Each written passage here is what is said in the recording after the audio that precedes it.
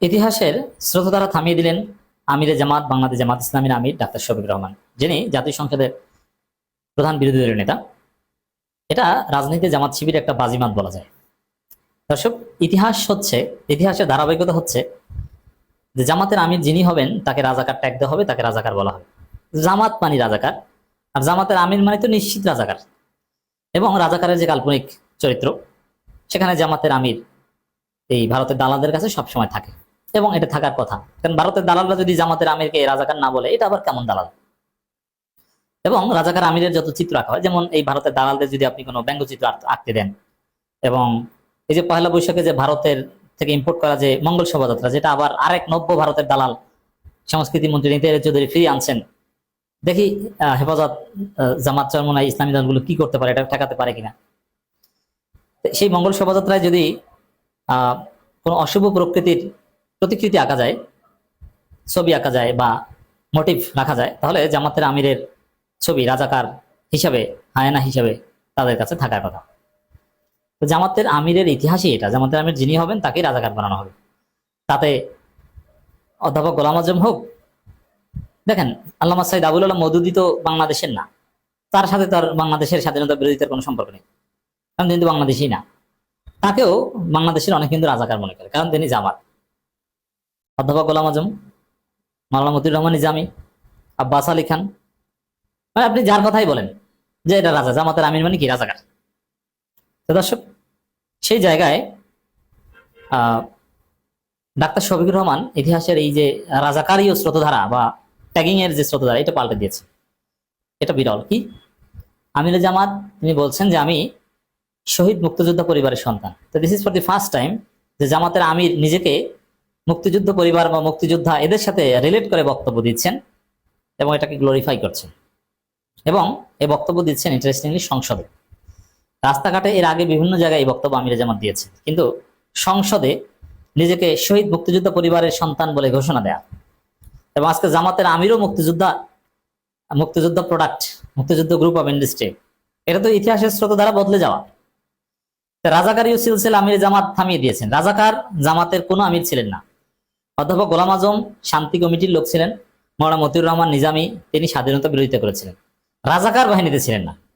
হ্যাঁ, তাদের নানান ভূমিকা নিয়ে সমালোচনা আছে এবং থাকবে, বাট রাজাকার বাহিনী এটা আলাদা অর্ডিন্যান্সের মাধ্যমে একটা আনসার বাহিনী টাইপের একটা বাহিনী।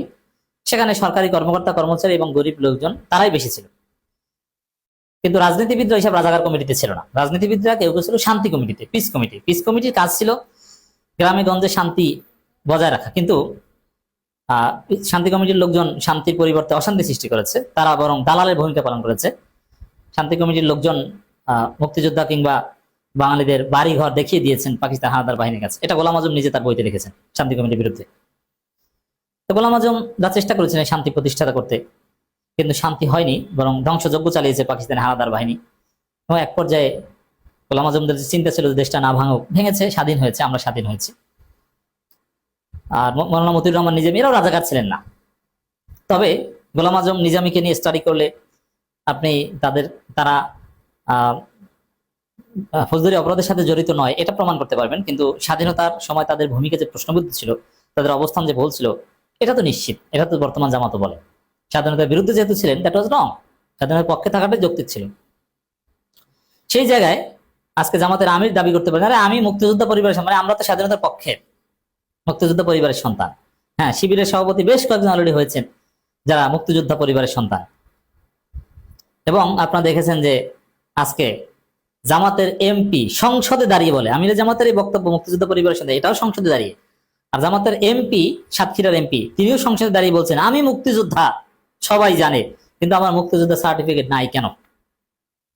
আজকে জামাতের এই যে অল্প কয়েকজন এমপি, তার মধ্যে বেশ কয়েকজন মুক্তিযোদ্ধা এমপি, মুক্তিযোদ্ধা পরিবারের সন্তানের অভাব নাই। মাওলানা রফিকুল ইসলাম খান মুক্তিযোদ্ধা পরিবারের সন্তান। সেই গাইবান্ধার যে আলোচিত এমপি, স্কুল শিক্ষক ছিলেন এবং এখন হোমিও ডাক্তার, নিজে খ্যাতে সার দেন, তিনি কিন্তু একজন বীর মুক্তিযোদ্ধা। সাতক্ষীরার এমপি বীর মুক্তিযোদ্ধা। স্বাধীনতা বিরোধীদের সাথে কেউ জড়িত না, বরং মুক্তিযোদ্ধা ফ্যামিলি, মুক্তিযোদ্ধা গ্রুপ অফ ইন্ডাস্ট্রির লোকজন এখন জামাতের বড় বড় পদে আছে। তো দর্শক, এটাকে বলা যায় ইতিহাসের স্রোত দ্বারা থামিয়ে দেওয়া। এখন এটা সংসদে বলা হচ্ছে, কারো কোনো কিন্তু প্রতিবাদ নেই। জামাতের আমির মুক্তিযোদ্ধা পরিবারের সন্তান, কই কোনো প্রতিবাদ তো নাই সংসদে। এবং মানে এটা দেখেন, বিএনপি জামাতকে রাজাকার, স্বাধীনতা বিরোধী অনেক গালাগালি করবে, এটা দলীয় ভাবে করবে, কিন্তু রাষ্ট্রীয়ভাবে জামাতকে কিচ্ছু করতে পারে না। রাষ্ট্রীয়ভাবে জামাত পুরোপুরি দায় মুক্তি পেয়ে গিয়েছে। রাষ্ট্রীয়ভাবে কিন্তু এই এটিএম আজহারুল ইসলাম স্মৃতিসৌধে গেলেও বিএনপি কিচ্ছু করতে পারে না, বরং তাকে পূর্ণ রাষ্ট্রীয় প্রোটোকল দেয়। এটাই রিয়ালিটি। রাষ্ট্রীয়ভাবে বিএনপি কোনো বৈষম্য এই ক্ষেত্রে জামাতের উপর করবে না, কিন্তু দলীয়ভাবে বিএনপি নির্বাচনী প্রচারণার স্বার্থে জামাতের বিরুদ্ধে প্রোপাগান্ডা চালাবে এবং জামাতকে এটা মোকাবেলা করতে হবে। তো এটা অবশ্যই তাৎপর্যপূর্ণ যে জামাতের আমির নিজেকে শহীদ মুক্তিযোদ্ধা পরিবারের সন্তান হিসেবে দাবি করেছেন। অতএব একজন যারা মুক্তিযুদ্ধকে আসলেই অন্তর থেকে শ্রদ্ধা করেন, যদিও মুক্তিযুদ্ধ কেন্দ্রিক আমরা যা দেখি এগুলো সব বাটপারি, ব্যবসা, কিন্তু সত্যিকার অর্থে যদি আপনি মুক্তিযোদ্ধাদের প্রতি খুব অন্তর থেকে শ্রদ্ধা করেন, হ্যাঁ আছে, আমি একজন জামাত কর্মীকে চিনি যার বাবা একজন শহীদ মুক্তিযোদ্ধা, তিনি মুক্তিযোদ্ধাদের প্রতি খুব সিরিয়াস, আমার বাবা এই করেছিল সেই করেছিল, তিনি শেষ পর্যন্ত শহীদ হয়েছেন মুক্তিযুদ্ধে।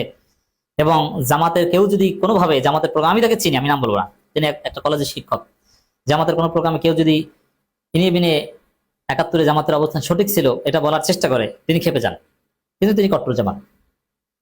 তো সেই জামাতের মানে জামাত এখন এই পর্যায়ে এসেছে, সেই জামাতের আমির যিনি মানে মুক্তিযুদ্ধ পরিবারের একজন সন্তান, তা যারা মুক্তিযোদ্ধা বা মুক্তিযুদ্ধ পরিবার এদেরকে রেসপেক্ট করেন, অন্তর থেকে যদি সত্যিকার অর্থে আপনার শ্রদ্ধা থাকে, কোনো বৈষম্য না থাকে, ধান্দাবাজি বাটপারি মুক্তিযুদ্ধ ব্যবসা না থাকে, অরিজিনাল শ্রদ্ধা থাকে, তাহলে শহীদ মুক্তিযোদ্ধা পরিবারের সন্তান ডাক্তার শফিকুর রহমানকে যারা রাজাকার বলবে, ওরা শুয়োরের বাচ্চা। কারণ একজন মুক্তিযোদ্ধা পরিবারের সন্তান, যেই পরিবারের কর্তা মুক্তিযুদ্ধে শহীদ হয়েছেন, জীবন দিয়েছেন, সেই পরিবারের সন্তান, তাকে যদি কেউ রাজাকার বলে, সেই পরিবারকে যদি কেউ গালি দেয়, তাহলে মুক্তিযুদ্ধীয় পার্সপেক্টিভ থেকে তাকে শুয়োরের বাচ্চা বলা যায়। এটা জায়েজ, আমি বললাম। অতএব আমির জামাতকে গালি দেওয়ার আগে একটু হিসাব করে দিবেন। নিজেকে শহীদ মুক্তিযোদ্ধা পরিবারের সন্তান হিসেবে দাবি করেছেন জামাত ইসলামের আমির ডাক্তার শফিকুর রহমান। মঙ্গলবার সংসদ অধিবেশনে জুলাই সনদের উপর আনা মুলতবি প্রস্তাব আলোচনায় তিনি দাবি করেন, বিরোধী দলের নেতা বলেন, আমিও একটি শহীদ পরিবারের সন্তান, সেই মুক্তিযুদ্ধে যারা জীবন দিয়েছে, আমাদের পরিবার কয়েক ফোঁটা রক্ত দিয়ে তাদের সঙ্গে শরীক হওয়ার সৌভাগ্য অর্জন করেছে, বাংলাদেশে আমাদের সকলের। অতএব জামাতকে রাজাকার বলার দিন আর নাই। ওটা বলে আপনি তরুণ প্রজন্মের কাছে আপনি বিরক্তি উৎপাদন করতে পারবেন, আর কোনো লাভ হবে না। কারণ তরুণ এখন স্লোগান দেয়, তুমি কে আমি কে, রাজাকার রাজাকার।